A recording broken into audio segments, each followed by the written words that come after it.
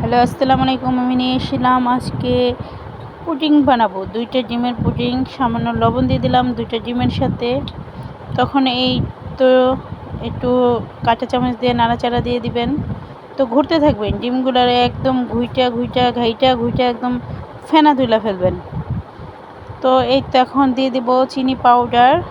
তো যাদের ঘরে গ্যালেন্ডার যাই আছে চিনিগুলা দিবেন 1 কাপ পরিমাণ দিয়ে একটু ঘুটা মারবেন, দেখবেন সব পাউডার হয়ে গেছে গা। তো এই পাউডার, চিনির পাউডার, কেউ আবার মনে করেন না মুখে মাখার পাউডার। তো এই পাউডারগুলো ঘোটা দিতে থাকবেন, নাড়াচাড়া দিবেন, বুঝছেন? নাড়াচাড়া দিয়ে ডিম, আন্ডা, লবণের সাথে একদম সুন্দর করে মিশিয়ে নেবেন। তো নাড়তে থাকবেন। আপনার গায়ে যত শক্তি আছে, যত এনার্জি আছে, সব এই আন্ডার মধ্যে আর চিনির মধ্যে খরচ করবেন। কাঁচা চামচ দিয়ে নাড়তে থাকবেন। মনে করবেন আপনার যারা ফুটনামি করে ওগো আপনি ইচ্ছা মতো ঘাটতেছেন। তো এখানে দিয়ে দেবো এবার দুধ।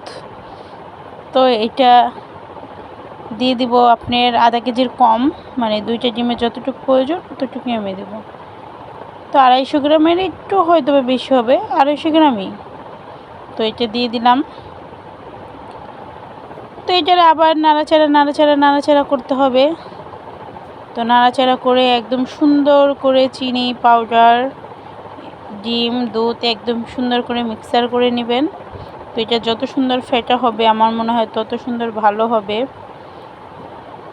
তো এই তো নাড়াচাড়া করতে করতে হয়ে গেছে আমার নাড়াচাড়া, সুন্দর করে এটা হয়ে গেছে। এখন আমি এটা ছেঁকে নিব। আমি এইটার ভিতরে বসাবো আমার ঢাকনাযুক্ত, এটাই ঢাকনালা আছে, টিফিন কারি বাটি আছে, সেটা বের করতে আমার অনেক ঝামেলা হবে, তাই আমি আর বের করলাম না। তো এইখানে এ তো হয়ে গেছে আমার ছাকা। এখন আমি এটা চুলায় বসিয়ে দিব। দেখেন চুলার উপরে পানি দিয়ে স্ট্যান্ড দিয়ে বসিয়ে দিলাম। এখন এটা একটা বল দিয়ে ঢেকে দিব যেন ভাপটা সুন্দর মতো লাগে। তো আপনাদের ঢাকনাযুক্ত পাতিলের ভিতরে দিলেও ভালো হবে। তো এই তো আমি এইভাবে দিয়ে দিলাম। এভাবে আমি রাখবো আধা ঘন্টার মতো। আধা ঘন্টার আগে 20 মিনিট পরে আমি একবার উঠিয়ে নিয়ে চেক করলাম যে এটা কী অবস্থা। তো 20 মিনিট পরে দেখেন এই অবস্থা। তো আমি এটা চামচের পাছা দিয়ে চেক করব। না, এটা হয় নাই। দেখেন এখন পর্যন্ত এটা হয় নাই। এটা আরও 10 মিনিটের জন্য আমি রেখে দেব। দেখেন পানি কিন্তু এখনও শুকায় নাই। তো আমি আবার 10 মিনিট পরে চলে আসছি। তো আবার ঢাকনা দিই, 10 মিনিট পরে দেখা যাক কি হয়। তো এই তো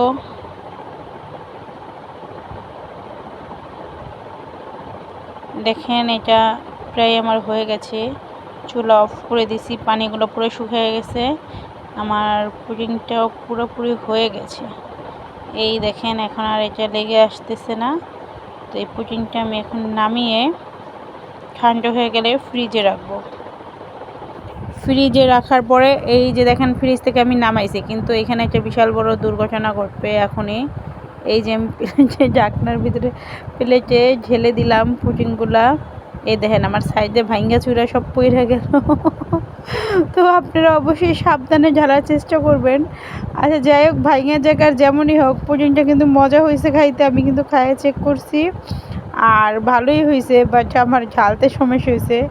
বড় একটা প্লেট হলে হয়তো বা ভালো হতো, আর পাতিলটা একটু ছোটো হলে। টাটা, বাই বাই, ভালো থাকবেন।